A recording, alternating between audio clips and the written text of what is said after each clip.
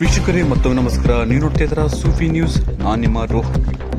ಸುರಕ್ಷಿತ ಹೆರಿಗೆ ಶಸ್ತ್ರಚಿಕಿತ್ಸೆಗೆ ಹೆಸರಾದ ಆಸ್ಪತ್ರೆ. ಬೀದರ್ ಜಿಲ್ಲೆಯ ಔರಾ ತಾಲೂಕಿನ ವಡ್ಗಾಂವ್ ಪ್ರಾಥಮಿಕ ಆರೋಗ್ಯ ಕೇಂದ್ರದಲ್ಲಿ ಸಾಮಾನ್ಯ ಹೆರಿಗೆ ಚಿಕಿತ್ಸೆಯು ಪ್ರಥಮ ಸ್ಥಾನ ಪಡೆದುಕೊಂಡಿದೆ. ಅದಕ್ಕಾಗಿ ಜನರು ತಾಲೂಕು ವೈದ್ಯಾಧಿಕಾರಿಗಳಾದ ಡಾಕ್ಟರ್ ಗಾಯತ್ರಿ ಅವರಿಗೆ ಹಾಗೂ ಪ್ರಾಥಮಿಕ ಆರೋಗ್ಯ ಕೇಂದ್ರದ ವೈದ್ಯಕೀಯ ಅಧಿಕಾರಿಯವರಿಗೆ, ಸ್ಟಾಫ್ ನರ್ಸ್ ಮತ್ತು ಸಿಬ್ಬಂದಿಯವರಿಗೆ ಸ್ಥಳೀಯರು ಅಭಿನಂದನೆಗಳನ್ನು ಸಲ್ಲಿಸಿದರು.